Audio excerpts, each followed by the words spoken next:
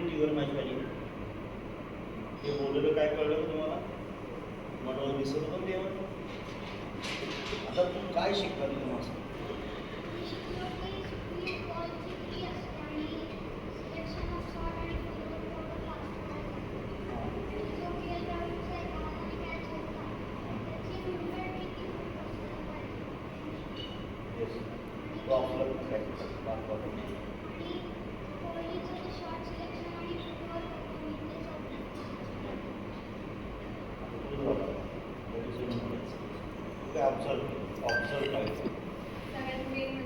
आपल्याला वाटतं की मॅच इथून आपण जेव्हापासून निघतो घरी येईपर्यंत सगळ्यात कठीण काम असतं. त्याच्यानंतर जो ओव्हरऑल एक्सपिरियन्स होता आता आम्ही ॲज अ प्लेयर तर नाही बघत आम्ही स्पेक्टेटर म्हणून बघतो आम्ही किती वाईट एन्जॉय करणार गाण्यावरती नाचणार टाइमपास करणार. पण आता जेव्हापासून मी ह्याच्यासोबत क्लासला घेते तुम्ही सगळेजण जे काही सांगत असतात ते सगळं हे लोक कसे इम्प्लिमेंट करतात ते आम्ही शिकतो कळालं की ते करायचं किती गरजेचं असतं. क्लिअर झालं तर खूप सांगितलं की डाईव्ह मारणं सोपं असतं पण डाईव्ह आपली एका शोल्डर नंतर एक्सटेंड नाही होत पण तुम्हाला पूर्ण करून पोचायचं 10 सेकंड तो एक शिकण्यासारखं.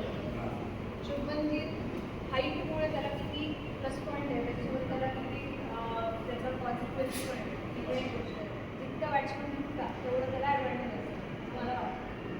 त्याच्यानंतर शुभमनगीरचं तुझं विराट कोहलीचं तुझं एक नंबर. रोहित शर्माचं शॉर्ट सिलेक्शन जे होतं पहिल्यांदा म्हणजे त्याने केला बॉल टच पण त्याला अंदाज होता कारण आपली बॉलिंग होती पिच कसा राहतो त्यामुळे त्याला तेवढं होतं की कसा खेळायचं आहे.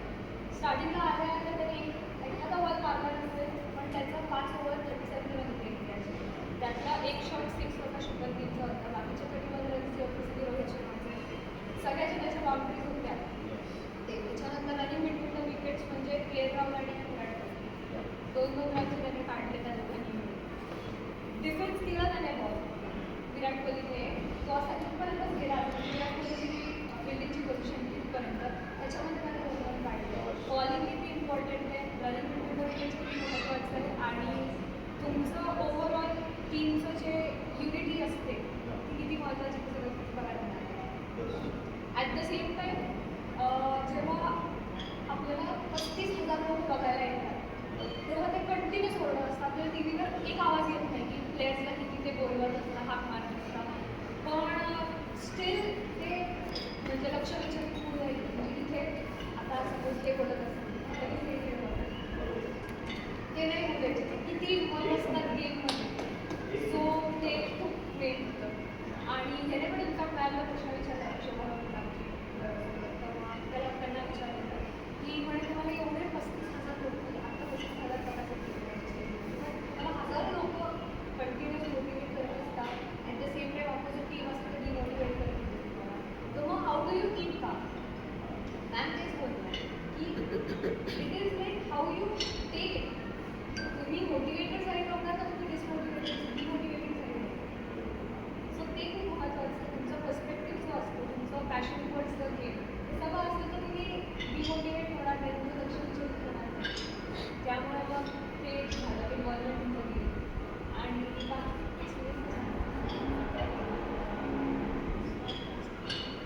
काय खाल्लं अरे काय खाल्लं पिझ्झा खाल्लाय पण सांगायला भीती.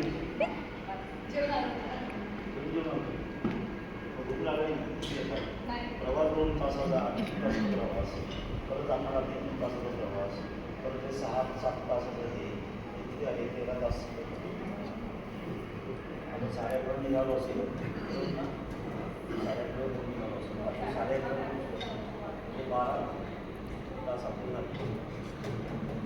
विषय यांना काय बोलण्याचं कारण सांगू ना की आपण शिकतोय मग काय बघायचं आणि काय शिकायचं ना हा खूप महत्त्वाचा. मी सुद्धा मॅच बघताना शिकण्याचाच भागतो. माझा कॅमेरा हा फक्त आणि फक्त बॉडी फिल्डिंग करताना स्टार्ट कसा घेतो, ही बॉडी लँग्वेज काय, तो थिंकिंग काय आतमध्ये करत असेल, एवढंच जॉली राहतो तो बॉल त्या मारल्यानंतर दुसऱ्या मिनिटाला लाईव्ह आढळतो, सगळ्या गोष्टी करतो. ते झाल्यानंतर तुम्ही 6 मारली तर कोणी काय केलं तरी ते त्याच्या ह्याच्यामध्येच असतो. तिकडे इकडून कोणी सेम टाईम बॅटिंगच्या स्टाईलने सुद्धा तो कसाच असतो. तो बॉल जस्ट करतो बॉल, त्यामुळे त्याला तो खेळताना इतकं क्रिकेट इझी वाटतं. जे ना किरकोळ म्हणला किरकोळ त्यांनी ते जर फ्री हिट होती दोन एक सरळ बाउंड्री मारली आणि एक बाहेर 6 मारली.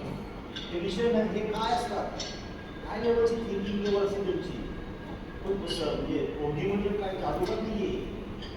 ते डेव्हलप केलं स्वतःचं डेव्हलप केलं. लोकांना असं वाटतं हे असं किरकोळ नाही आहे तो भाग. तिथं गेल्यानंतर शुभम गिल ग्राउंड असताना काय कसा वागतो, त्याची बॉडी लँग्वेज काय.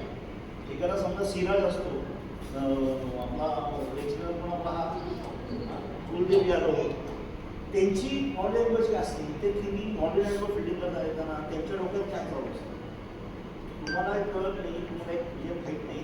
35,000 लोक तुमच्याकडे वॉच करत असतात. असे 100 कोटीपेक्षा जास्त लोक टीव्हीवर बघत असतात तुम्हाला.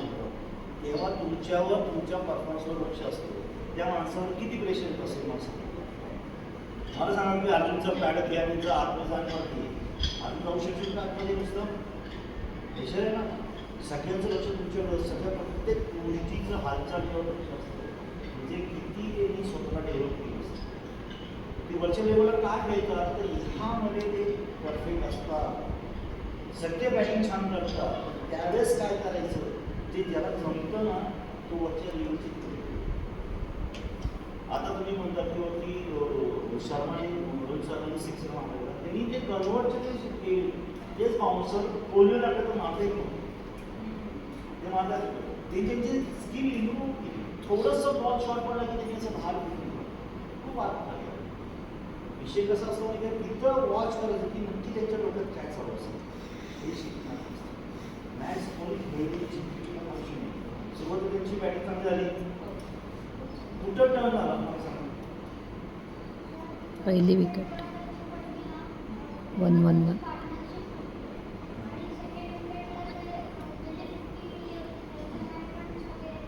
तरी सांगू कुठं